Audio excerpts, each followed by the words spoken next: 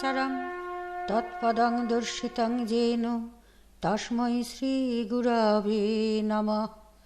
মূকং করোতি বাচালং পঙ্গুং লঙ্ঘয়তে গিরিম যৎকৃপাতমহং বন্দে পরমানন্দমাধবম। শুরু হচ্ছে শ্রীমদ্ ভগবদ্ গীতার প্রথম অধ্যায়, অর্জুন বিষাদ যোগ।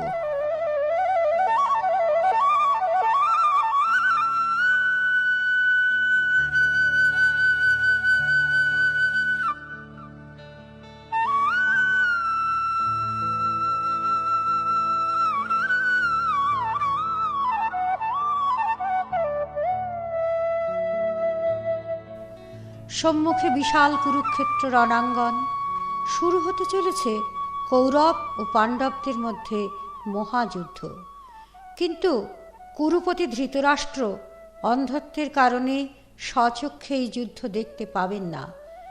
এই নিয়ে ব্যাসদেবের কাছে দুঃখ প্রকাশ করায় ব্যাসদেব সঞ্জয়কে দিব্য দৃষ্টি দান করলেন। সেই দিব্য দৃষ্টির প্রভাবে সঞ্জয় যুদ্ধক্ষেত্রের সকল ঘটনাই প্রাসাদে বসে প্রত্যক্ষ করতে লাগলেন এবং ধৃতরাষ্ট্রকে তার পুঙ্খানুপুঙ্খ বর্ণনা দিয়ে যেতে লাগলেন। ধৃতরাষ্ট্র বললেন, হে সঞ্জয়, ধর্মক্ষেত্র কুরুক্ষেত্রে সমবেত যোদ্ধারা আমরা ও পাণ্ডবরা কে কি করছেন তা আমাকে বলো। ধর্মক্ষেত্র কুরুক্ষেত্রে সমবেত যুজুৎসব মামকাঃ পাণ্ডবাশ্চৈব কিমকুর্বত সঞ্জয়।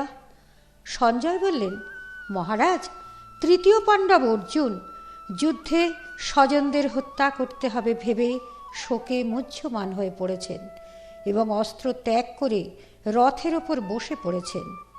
তিনি তার সারথি শ্রীকৃষ্ণকে বলছেন, ন চ শ্রেয়মনুপশ্যামি হত্যা স্বজনমাহবে নো কাঙ্ক্ষে বিজয়ং কৃষ্ণ ন চ রাজ্য সুখানি চ। হে কৃষ্ণ, যুদ্ধে স্বজনদের হত্যা করার মধ্যে আমি কোনো কল্যাণ দেখতে পাচ্ছি না। এভাবে আমি বিজয় লাভ করতে চাই না, রাজ্য সুখ কিছুই লাভ করতে চাই না।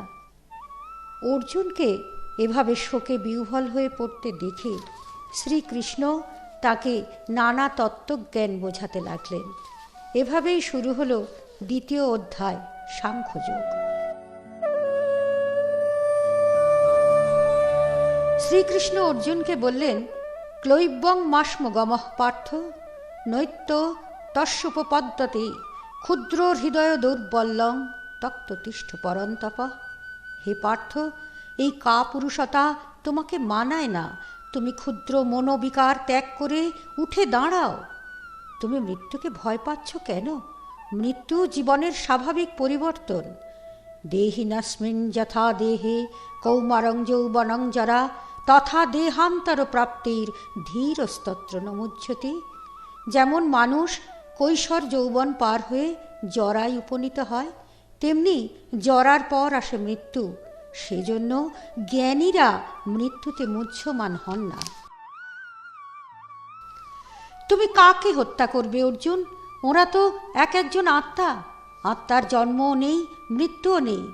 নো জায়তে ম্রিয়তে বা কদাচিৎ নায়ং ভূত্বা ভুবিতা ন ভুয়ঃ অজনিত্যঃ শাশ্বত অহং পুরাণো ন হন্যতে হন্যমানে শরীরে। আত্মা জন্ম মৃত্যুহীন, ক্ষয় ক্ষতিহীন, অজ, নিত্য ও শাশ্বত। দেহ হত হলেও দেহির আত্মা হত হয় না। নৈনং ছিন্দন্তি শস্ত্রাণি নৈনং দহতি পাবকঃ ন চৈনং ক্লেদয়ন্তাপ ন শোষয়তি মারুতঃ। আত্মা অস্ত্রে ছিন্ন হয় না, আগুনে দগ্ধ হয় না, জলে আর্দ্র হয় না, বায়ুতে শোষিত হয় না। বাসাংসি জীর্ণানি যথা বিহায় নবানি গৃহ্ণাতি নর অপরানি তথা শরীরানি বিহায় জীর্ণান অন্যানি সংজাতি নবানি দেহি। লোকে যেমন পুরাতন বস্ত্র ত্যাগ করে নতুন বস্ত্র ধারণ করে, আত্মা তেমনি পুরানো শরীর ত্যাগ করে নতুন শরীর ধারণ করে। তাই মৃত্যুর কথা ভেবে শোক করো না। স্থিতপ্রজ্ঞ ব্যক্তিরা ফলের আশা ত্যাগ করে নির্বিকারভাবে কর্ম করে যায়। কর্মান্যেবাধিকার আস্তে মা ফলেষু কদাচন। অর্জুন জানতে চাইলেন, স্থিতপ্রজ্ঞ ব্যক্তি কেমন হয় শ্রীকৃষ্ণ? শ্রী ভগবান বললেন, দুঃখেষু অনুদ্বিগ্ন মনা, সুখেষু বিগত স্পৃহা, বিত রাগ ভয় ক্রোধ, স্থিত ধীর মুনিরুচ্যতে। সুখে দুঃখে অবিচল থেকে, ভয় ক্রোধ থেকে মুক্ত হয়ে যারা কূর্মের মতো নিজেকে শক্ত খোলের মধ্যে গুটিয়ে রাখেন, তারাই স্থিতপ্রজ্ঞ ব্যক্তি। তারা শুধু ঈশ্বরে মন রাখেন, আর তাদের এই অবস্থাই হল ব্রাহ্মী স্থিতি। এরপর শ্রীকৃষ্ণ অর্জুনকে কর্মযোগের কথা বললেন। শুরু হল তৃতীয় অধ্যায়, কর্মযোগ। অর্জুন কৃষ্ণকে জিজ্ঞেস করলেন, ভক্তি যদি কর্মের চেয়ে বড় হয়, তবে আমাকে কেন তুমি কর্ম করতে বলছো হে কৃষ্ণ? তখন শ্রী ভগবান বললেন, সবাইকেই কর্ম করতে হয়, আমিও করি, জনকাদি রাজারাও কর্ম করে গেছেন। নিরাসক্ত চিত্তে ঈশ্বরের প্রতিনিধি মাত্র হয়ে কর্ম করো। যুদ্ধ করাই ক্ষত্রিয়ের ধর্ম। তাই যুদ্ধ করো অর্জুন, স্বধর্ম পালন করো। স্বধর্মে নিধনং শ্রেয়, পরধর্ম ভয়াবহ। এরপর অর্জুন জানতে চাইলেন, তবে কেন লোক পাপ করে? শ্রী ভগবান বললেন, রজগুণজাত কাম থেকে ক্রোধ, আর ক্রোধ থেকেই সমস্ত পাপের উৎপত্তি হয়। জীবাত্মা বিভিন্ন মাত্রায় কাম দ্বারা আবৃত থাকে। এই কাম দুর্বার অগ্নির মতো চির অতৃপ্ত। ধূম্রেণ ব্রিয়তে বহ্নি যথা দর্পণ মলেন চ, আবৃতং জ্ঞানামেতেন জ্ঞানিন্য নিত্য বৈরিণা। কাম জীবের প্রকৃত জ্ঞানকে আচ্ছন্ন করে তাকে বিভ্রান্ত করে তোলে। তাই আগে ইন্দ্রিয় দমন করে কামকে বিনাশ করো। অর্জুন জানতে চাইলেন, কিভাবে দুর্জয় কামকে জয় করব হে কৃষ্ণ? তখন শ্রীকৃষ্ণ বললেন, চিৎ শক্তি অর্থাৎ বিচার বিবেচনার দ্বারা কামরূপ দুর্জয় শত্রুকে জয় করো অর্জুন। এরপর শ্রীকৃষ্ণ অর্জুনকে জ্ঞান যোগের কথা বললেন। শ্রীকৃষ্ণ বললেন, এই জ্ঞান আমি সূর্যকে, সূর্য মনুকে, মনু ইক্ষ্বাকুকে দান করেছিলেন।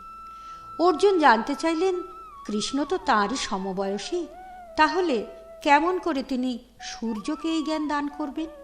তখন কৃষ্ণ বললেন, তুমি ও আমি আগে বহুবার জন্মেছি। যখনই ধর্ম গ্লানি যুক্ত হয়ে পড়ে, তখনই আমি জন্মগ্রহণ করি।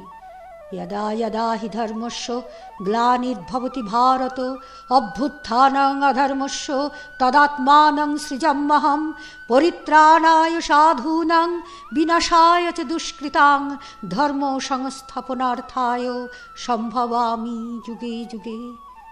অতএব হে অর্জুন, আসক্তি ভয় রাগ থেকে মুক্ত হয়ে মন প্রাণ সব আমাতে সমর্পণ করো। বিতুরাগ ভয় ক্রোধা মন্ময়া মামুপাশ্রিতা, বহবো জ্ঞান তপসা পূতা মদ্ভাবমাগতা। হে অর্জুন, যে যেভাবে আমাকে চায় আমি সেভাবেই তার কাছে ধরা দিই। মানুষ নানা পথ ধরে আমার কাছে আসে, সব পথই যেন আমারই পথ। যে যথা মাং প্রপদ্যন্তে তাংস্তথৈব ভজাম্যহম, মম বর্তানুবর্তন্তে মনুষ্যাঃ পার্থ সর্বশ। এসো পার্থ, তোমাকে বলছি কোনটা কর্ম, কোনটা অকর্ম, আর কোনটা বিকর্ম। শোনো পার্থ, কর্ম যে করে সে হলো তোমার ইন্দ্রিয়, তুমি নয়। তাই ফলের আশা ত্যাগ করে, প্রভুত্ব করার আশা ত্যাগ করে, আশ্রয় নির্ভরতা ত্যাগ করে কেবলমাত্র জীবন ধারণের জন্য কর্ম করে যেতে হবে। নিরাশীর যত চিত্তাত্মা তক্ত সর্বপরিগ্রহ, শারীরং কেবলং কর্ম কুর্বান্নাপ্নতি কিল্লিশম। আর এইভাবে কর্ম করলে কর্মফল জনিত কোনো পাপ তোমাকে স্পর্শ করবে না। এরপর শ্রী ভগবান অর্জুনকে পঞ্চযজ্ঞের কথা বললেন। ব্রহ্মযজ্ঞ, স্বাধ্যায়যজ্ঞ, দানযজ্ঞ, যোগযজ্ঞ ও জ্ঞানযজ্ঞ। এই সমস্তর মধ্যে জ্ঞানযজ্ঞই হল সর্বশ্রেষ্ঠ। আগুন যেমন কাঠকে পোড়ায়, তেমন জ্ঞানাগ্নি সর্বকর্মকে দগ্ধ করে ফেলে। চিন্ময় জ্ঞানের মতো পবিত্র আর কিছুই নেই। শ্রদ্ধাবান লভতে জ্ঞানম তৎপরশং যেতেন্দ্রিয়, জ্ঞানং লব্ধা পরমং শান্তি অচিরেণ অধিগচ্ছতি। অতএব হে পার্থ, অজ্ঞানতা জাত সংশয় জ্ঞানরূপ খড়গ দ্বারা ছিন্ন করে ওঠো, যুদ্ধ করো। অতঃপর কৃষ্ণ অর্জুনকে কর্মসন্ন্যাস যোগের কথা বললেন। অর্জুন বললেন, হে কৃষ্ণ, তুমি একবার বলছো কর্ম করো, একবার বলছো কর্ম ত্যাগ করো। আমি ঠিক বুঝতে পারছি না, তুমি আমাকে বুঝিয়ে বলো। শ্রী ভগবান বললেন, নিষ্কাম কর্ম করো অর্জুন। সমস্ত দায় আমাতে সমর্পণ করে তুমি নিরাসক্ত হয়ে শুধু কর্ম করে যাও। কাম ক্রোধ বিযুক্তানাং জ্যোতিনাং যত চেতসাম অভিত ব্রহ্ম নির্বাণং বর্ততে বিদিতাত্মানাং। এরপর শ্রীকৃষ্ণ রাজযোগীর কথা বললেন। দুই ভ্রুর মধ্যে মন রেখে শ্বাস বন্ধ করে ইচ্ছা ভয় ক্রোধ শূন্য হয়ে যে মুনি সর্বদা বিরাজ করেন, তিনি নিশ্চিতভাবেই মুক্ত হন। অতঃপর শ্রীকৃষ্ণ অর্জুনকে ধ্যান যোগের বিষয়ে শিক্ষা দিলেন। শ্রীকৃষ্ণ বললেন, মানুষের মনই হলো তার বন্ধু অথবা শত্রু। মনই রিপু বন্ধনে জড়িয়ে আত্মাকে কলুষাচ্ছন্ন করে ফেলে। তাই মনকে নিয়ন্ত্রণ করতে পারলেই মানুষ শীত উষ্ণ সুখ দুঃখ কিংবা সম্মান অপমানে অবিচলিত থাকে। একেই বলে যোগারূঢ় অবস্থা। তখন তার কাছে সোনা মাটি বা পাথর সবই সমান। জিতাত্মানঃ প্রশান্তস্য পরমাত্মা সমাহিতঃ শীতোষ্ণ সুখ দুঃখেষু তথা মান অপমানয়। জ্ঞান বিজ্ঞান তৃপ্তাত্মা কূটস্থ বিজিতেন্দ্রিয় যুক্ত ইত্যুচ্যতে যোগী সমলোষ্ট্রাস্মপাঞ্চন। যে আমাকে বা ঈশ্বরকে সব কিছুর মধ্যে দেখতে পায় এবং আমার মধ্যেই সব কিছুকে দেখে, আমিও তাকে সর্বদাই দেখি, সে সর্বদা আমাকেই দেখতে পায়। যো মাং পশ্যতি সর্বত্রং সর্বং চ মই পশ্যতি তস্যা অয়ং নো প্রণশ্যামি স চ ন মে প্রণশ্যতি। কৃষ্ণ বললেন, যে পরের সুখ দুঃখকে নিজের সুখ দুঃখ বলে মনে করে, তিনি শ্রেষ্ঠ যোগী। অর্জুন বললেন, এটা কি সম্ভব? কৃষ্ণ বললেন, অভ্যাসের দ্বারা সবই সম্ভব। এরপর কৃষ্ণ জ্ঞান বিজ্ঞান যোগ বিষয়ে অর্জুনকে শিক্ষা দিলেন। ভগবান শ্রীকৃষ্ণ বললেন, সূত্রে যেমন মণি গাঁথা থাকে, তেমনি সমগ্র বিশ্ব আমাতেই গাঁথা। আমি সমগ্র বিশ্বের উৎপত্তি ও প্রলয়ের মূল কারণ। চারজন আমাকে চায়: আর্ত, দরিদ্র, জিজ্ঞাসু ও জ্ঞানী। এদের মধ্যে তত্ত্বজ্ঞানী আমার সবচেয়ে প্রিয়। মোহবদ্ধ জীব পার্থিব প্রয়োজনে যখন বিভিন্ন দেবদেবীর পুজো করে থাকে, তখন আমি সেই সব পূজা গ্রহণ করে থাকি। কিন্তু পরম মোক্ষ বা দিব্য আনন্দ লাভ করতে চাইলে কেবলমাত্র আমাকেই ভজনা করতে হবে। অতঃপর শ্রী ভগবান অর্জুনকে অক্ষর ব্রহ্মযোগের কথা বললেন। অর্জুন কৃষ্ণের কাছে জানতে চাইলেন, আধি ভৌতিক ও আধি দৈবিক কি? অধিযোগ্যই বা কি? ব্রহ্ম কি? অধ্যাত্ম কি? শ্রী ভগবান একে একে উত্তর দিলেন। বিনাশহীন জীব হল ব্রহ্ম। প্রতি দেহে ব্রহ্মরূপী সেই আত্মার অবস্থিতি হল অধ্যাত্ম। দেবতাদের উদ্দেশ্যে দ্রব্যাদি ত্যাগ হল অধিযোগ্য। সমস্ত দেবদেবীর সমষ্টিস্বরূপ আমি হলাম আধিদৈব, আর নশ্বর জড় এই প্রকৃতি হল আধিভূত। শ্রী ভগবান আরও বললেন, পৃথিবী থেকে ব্রহ্মলোক সবই জন্ম মৃত্যুর অধীন, কিন্তু আমাকে যে সর্বদা স্মরণ করে তার আর পুনর্জন্ম হয় না। আব্রহ্ম ভুবনাল্লোকা পুনরাবর্তিন অর্জুন মামুপেত্তৌতু কৌন্তেয় পুনর্জন্ম ন বিদ্যতে। এরপর শ্রী ভগবান রাজগুচ্ছ যোগের কথা বললেন। শ্রী ভগবান বললেন, আমাকে পত্র পুষ্প ফল জল ভক্তিভরে অর্পণ করলে আমি তা গ্রহণ করি। পত্রং পুষ্পং ফলং তোয়ং যো মে ভক্তা প্রযচ্ছতি তদাহং ভুক্তুৎপরহিত মশনামি প্রযতাত্মনা। হে অর্জুন, তোমার সব কিছু তুমি আমাকে অর্পণ করো। যৎ করোষি যজস্নাসি যজ্জুহোষি দদাসি যৎ তপস্যোষি কৌন্তেয় তৎ কুরুষ্ব মদার্পণম। হে অর্জুন, তুমি যা কিছু করো, যা আহার করো, যা যজ্ঞ করো, যা দান করো, যা তপস্যা করো, সমস্ত আমাকে অর্পণ করো। এরপর শুরু হলো 10ম অধ্যায় বিভূতি যোগ। অর্জুন শ্রীকৃষ্ণের অলৌকিক বিভূতির কথা জানতে চাইলেন।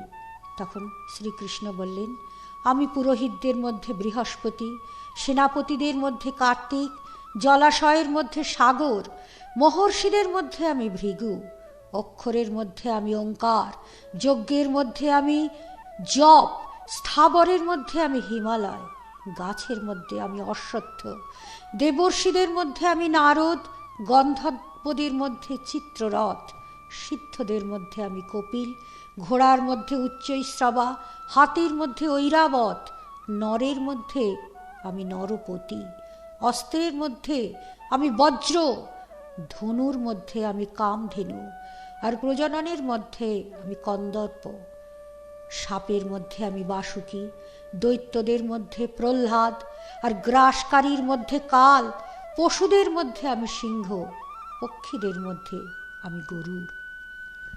কৃষ্ণের এই অলৌকিক বিভূতির কথা জানার পর অর্জুন তাকে বিশ্বরূপ দর্শন করাবার অনুরোধ জানালেন। অর্জুন বললেন, হে কৃষ্ণ, আমাকে তোমার অনন্ত রূপ দেখাও। তখন ভগবান কৃষ্ণ অর্জুনকে তার অনন্ত রূপ দেখালেন। অর্জুন দেখতে পেলেন শ্রীকৃষ্ণের দেহে সমগ্র বিশ্বের সমস্ত স্থাবর ও জঙ্গম, পদ্মাসনস্থ ব্রহ্মা, সমস্ত সর্পকুল, দেবতা, মানুষ, সমস্ত কিছু বিদ্যমান। পশ্যামি দেবং স্তব দেব দেহে সর্বাংস্ততভূত বিশেষ সংঘান ব্রহ্মানুমীশং কমলাসনস্থ মৃষিশ্চ সর্বানুরগংশ্চ বিদ্যান। তিনি আরও দেখলেন পতঙ্গকুল যেমন জ্বলন্ত অগ্নির দিকে প্রবল বেগে ধাবিত হয়, তেমনি বিশ্বের সমগ্র জীবকুল শ্রী শ্রীকৃষ্ণের বিস্ফারিত মুখমণ্ডলের দিকে ধাবিত হচ্ছে। যথা প্রদীপ্তং জ্বলনং পতঙ্গা বিশন্তি নাশায় সমৃদ্ধ বেগা তথৈব নাশায় বিশন্তি লোকা স্তবাপি বক্ত্রাণি সমৃদ্ধ বেগা। এই ভীষণ দৃশ্য দেখতে দেখতে অর্জুন ভীত হয়ে উঠলেন। ভয়ার্ত স্বরে বললেন, প্রসীদ দেবেশ জগন্নিবাস। হে দেব, হে জগন্নিবাস, দয়া করো। দেবা পৃথিবীরিদবন্তরং হি ব্যাপ্তং তরৈকেন দিশশ্চ সর্বা দৃষ্টাদ্ভূতং রূপমগ্রং তবেদং লোকত্রয় প্রব্যথিতং মহাত্মং। তখন শ্রীকৃষ্ণ আবার তার উগ্ররূপ সংবরণ করে শান্ত, স্নিগ্ধ, করুণা ঘনরূপ দেখালেন অর্জুনকে। বললেন, হে অর্জুন, স্বচক্ষে দেখলে, তুমি না মানলেও ওরা সবাই মৃত্যুর অধীন। অতএব যশ লাভার্থে যুদ্ধ করো। তস্মাৎ তমুত্তিষ্ঠ যশ লভস্য জিহ্বা শত্রুন ভুঙ্খ রাজ্যং সমৃদ্ধং ময়ৈ বৈতে নিহতাঃ পূর্বমেব কৃত নিমিত্ত মাত্রং ভবসব্য সাচিন। হে কৃষ্ণ, এদের আমি হত্যা করেই রেখেছি, তুমি শুধু নিমিত্ত মাত্র হও। কৃতার্থ অর্জুন তখন পরম ভক্তিভরে শ্রীকৃষ্ণকে বারবার সাষ্টাঙ্গে প্রণাম করতে করতে বললেন, তমাদিদেব পুরুষ পুরাণঃ তমস্য বিশ্বেস্য পরম নিধানম বেত্তাসি বিদ্যঞ্চ পরঞ্চ ধামং তয়া ততং বিশ্বমনন্তরূপ বায়ুর্জবাগ্নিবরুণঃ শশাঙ্ক প্রজাপতিস্থং প্রপিতামহশ্চ নমো নমস্তে সহস্রকৃত্তা পুনশ্চ ভুয়োপি নমো নমস্তে। এরপর শুরু হলো 12 অধ্যায় ভক্তিযোগ। অর্জুন জানতে চাইলেন, হে কৃষ্ণ, শ্রেষ্ঠ যোগী কারা? শ্রী ভগবান বললেন, যিনি সুখে দুঃখে অবিচল, যিনি সবার বন্ধু, যার রাগ নেই, যিনি নিরহংকার, ক্ষমাশীল, সদা সন্তুষ্ট, শুচিশুদ্ধ, কর্মদক্ষ, উদাসীন, স্থিরচিত্ত, ব্যস্ততস্ত নয়, সেই ব্যক্তি শ্রেষ্ঠ যোগী ও আমার প্রিয় ব্যক্তি। সমশত্রৌ চ মিত্রে চ তথা মান অপমানয়, শীতোষ্ণ সুখ দুঃখেষু সমঃ সঙ্গ বিবর্জিত, তুল্য নিন্দাস্তুতি মৌনি সন্তুষ্ট যেন কেনচিৎ, অনিকেত স্থিরমতি ভক্তিমান মে প্রিয় নর। এরপর শ্রীকৃষ্ণ ক্ষেত্রক্ষেত্রজ্ঞ বিভাগ যোগের কথা অর্জুনকে বললেন। অর্জুন শ্রী ভগবানের কাছে জানতে চাইলেন, ক্ষেত্রক্ষেত্রজ্ঞ যোগ কি? প্রকৃতি ও পুরুষ কাকে বলে? জ্ঞান এবং জ্ঞেয়ই বা কি? শ্রীকৃষ্ণ বললেন, এই শরীর হলো ক্ষেত্র, যে তা জানে সে ক্ষেত্রজ্ঞ। পঞ্চভূত, 10 ইন্দ্রিয় ও 6 বিকার বিষয়ে যিনি জানেন, তিনি হলেন দম্ভ হিংসা শূন্য, নিরভিমান, সরল, নিরাসক্ত, ক্ষমাশীল, সহ্যশীল, নির্জন বাসকারী ব্যক্তিই হলেন জ্ঞানী। আর এর ঠিক বিপরীত যিনি, তিনি হলেন অজ্ঞানী। আর ঈশ্বরই হলেন পরম জ্ঞেয়। প্রকৃতিতে পুরুষ অবস্থান করে, সুখ দুঃখ ভোগ করে, আবার সেই ভোগ অনুসারে সৎ বা অসৎ যোনিতে পুনর্জন্ম লাভ করে। জ্ঞান, ধ্যান বা সৎ কর্মের জোরে কেউ কেউ আত্মার দর্শন পায়। আত্মা সূক্ষ্ম রূপে সব দেহেই বিদ্যমান, কিন্তু নির্বিকার ও নির্লিপ্ত রূপে থাকে। আত্মা সূর্যের মতো ক্ষেত্র বা দেহকে প্রকাশ করে থাকে। শ্রীকৃষ্ণ বললেন, প্রকৃতি হলেন মা, আমি পিতা। প্রকৃতিতে আমি বীজ প্রদান করি। প্রকৃতির 3টি গুণ, সত্ত্ব, তম ও রজ। সত্ত্বগুণ দেয় সুখ ও জ্ঞান, রজগুণ দেয় বিচিত্র কর্মে প্রবৃত্তি, তমগুণের প্রভাবে মানুষ বারংবার ভুল করে ও দুর্ভোগ ভোগ করে। মানব প্রকৃতিতে এই 3টি গুণই থাকে। কখনো কখনো কোনোটা প্রবল হয়ে ওঠে, তখন অন্য 2টি গুণ ক্ষীণ হয়ে পড়ে। সত্ত্বগুণের প্রভাবে জীব ঊর্ধ্বলোকে যায়, রজগুণের প্রভাবে আবার নরলোকে জন্মায়, তমগুণের প্রভাবে জীব পশুপক্ষী হয়ে জন্মায়। যিনি এই 3টি গুণকেই অতিক্রম করতে পারেন, তিনি অমৃতত্ব লাভ করেন। তখন অর্জুন জানতে চাইলেন, ত্রিগুণ অতীতের লক্ষণ কি? শ্রী ভগবান তখন পুরুষোত্তম যোগের কথা বললেন। তিনি বললেন, অনাসক্ত, আত্মজ্ঞানময়, নির্মোহ, নিরভিমান ব্যক্তি ত্রিগুণাতীত।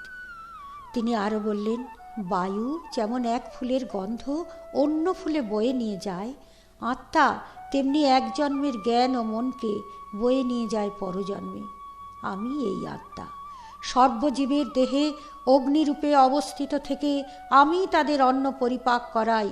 সর্বজীবের হৃদয়ে অবস্থান করে তাদের স্মৃতি, জ্ঞান ও বিবেচনা শক্তি দান করি। আমি পুরুষোত্তম। এরপর শ্রীকৃষ্ণ অর্জুনকে দৈবাসুর সম্পদ বিভাগ যোগ ব্যাখ্যা করে বোঝালেন। সমুদ্র মন্থনের পর যে দেবাসুরের মধ্যে সম্পদ বন্টন হয়েছিল, সেটা আসলে হলো হৃদ সমুদ্র মন্থন করে ভালো ও মন্দ ভাবের বন্টন। শ্রী ভগবান বললেন, যিনি নির্ভীক, শুদ্ধচিত্ত, তত্ত্বজ্ঞান লাভে নিষ্ঠাবান, দানে প্রবৃত্তি, সরল, অহিংস, নির্লভ, অকপট, ধৈর্যবান, তার মধ্যে দৈব ভাবের প্রকাশ। অন্যদিকে যার মধ্যে দম্ভ, দর্প, অভিমান, ক্রোধ, নিষ্ঠুরতা, অজ্ঞানতা, তিনি আসুরিক ভাবের প্রকাশ। এদের কামনা কখনো পূর্ণ হয় না। আরও ভোগের আকাঙ্ক্ষায় এরা অসৎ পথে যায়। কাম ও ক্রোধের বশে নিজেকে ও অন্যকে আঘাত করে। যে আঘাত আমাকেই লাগে, তাই এরা বারংবার বাঘ, সিংহ, সাপ ইত্যাদি বিভিন্ন যোনিতে জন্ম লাভ করে। তাই কাম, ক্রোধ ও লোভ এই তিনটি রিপু সর্বদাই বর্জনীয়। এদের সংযত করে শাস্ত্রবিধি অনুসারে জীবন যাপন করলে পরম গতি লাভ হয়। অতঃপর শুরু হল শ্রদ্ধাত্রয় বিভাগ যোগ। অর্জুন বললেন, হে কৃষ্ণ, যারা শাস্ত্রবিধি উপেক্ষা করে শ্রদ্ধা সহকারে বিভিন্ন দেবদেবীর পূজা করেন, আমাকে তাঁদের কথা বলো। শ্রী ভগবান বললেন, সত্যগুণের অধিকারীরা দেবদেবীর পূজা করে, তমগুণের অধিকারীরা ভূত প্রেতের পূজা করে। সাত্ত্বিক ব্যক্তিরা খায় সরস, স্নিগ্ধ ও পুষ্টিকর খাদ্য, তামসিক ব্যক্তিরা খায় বেশি টক, ঝাল ও তিক্ত খাদ্য। এতে দুঃখ, শোক ও রোগ তৈরি হয়। সাত্ত্বিক ব্যক্তি খায় টাটকা, সুগন্ধযুক্ত, শুদ্ধ খাবার।